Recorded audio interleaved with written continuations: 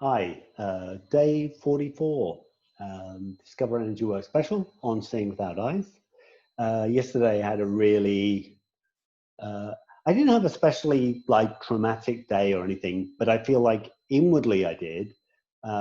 Just that realization. I think it's just a little bit difficult. And so today, to be honest, I haven't even done the blindfold yet. I'm going to do it. I was thinking, oh, don't do the video until he's done the blindfold. And I was thinking, absolutely not. I think, one thing I wanted to do was to let people know what I'm going through as a real human being. Yeah, assuming I am real. I think I am. Yeah. But the other was, and to then, have my ups and downs with it and be totally honest about my ups and downs with it. It's not about like a kind of totally flat line. You do step one and then you do step two and do step three. So today I haven't been feeling bad. It's just like I just got no motivation to practice, and I think that's because my subconscious mind is like, yeah, we're not that happy that my self-acceptance or all these, I'd say, I don't want to say it's nonsense, but all these like superficial parts of me compared with the depth that I know I can see too, they have an issue. And, there's very good reasons for that. When I was doing my psychology degree, we talk about the absolute necessity that we have to conform, because in a prehistoric society, somebody's alone is going to die. What is it?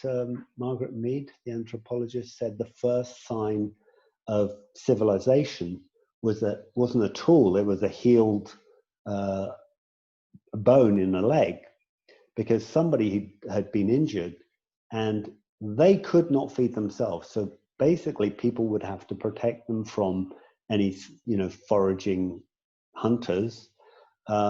And people would have to bring back food, and people would have to take care of that person. So, our social, although I'm a bit of an octopus and I'm a little bit solitary,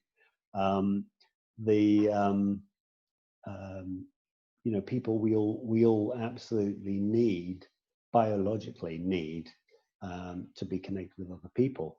And then we have a society which I believe now, with this information about seeing and seeing without eyes, and this ability that I definitely have, and I definitely really feel confirmed in, we have a society which kind of doesn't want that.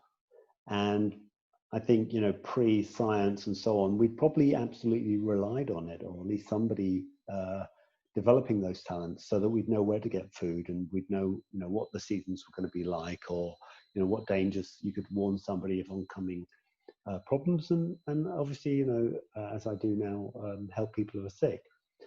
What I was thinking about why it's like that as a psychologist, and I call myself a psychologist because I studied the science of psychology, which is a study of human behavior, thinking, personality, thought processes, and so on. It's a study, so we don't know the answers. We should continue to study. That's what I like to say about science. Okay, there's something called the Cartman Triangle. It's where people, I was talking about this yesterday a little bit, where people feel that like they're a victim,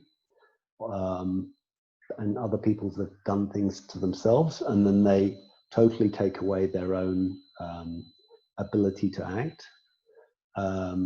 And if we are in a society, we might blame society, but essentially it's us that we decide to follow with society. So it comes down to being a personal responsibility. And then the rescuer that says, there, it's okay. Yeah. So that's the Cartman Triangle. Cognitive dissonance, where we have beliefs which, if they conflict with our perception of reality, it causes discomfort and pain. So that's cognitive dissonance. So that's what I feel is also at work. And then the third one, which Michaela talked about, it's called the terror management theory. And this is something which is fairly new by Professor Ernest Becker. And with the terror management theory, it's human beings organize their lives around avoiding death.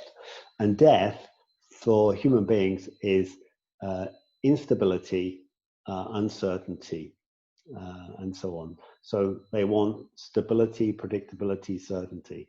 And if you've got things which, for example, energetically they look one way, and on a very physical level they look another way, then that's going to be very confusing for people. So once you start stepping out of something which is purely physical, and I've had this a few times, and you're connecting with something energetic, you feel a certain destabilization of the world, of your personality, of your values, and so on. And that's obviously something we want to avoid. And then we get into the Cartman Triangle, and we get into cognitive dissonance.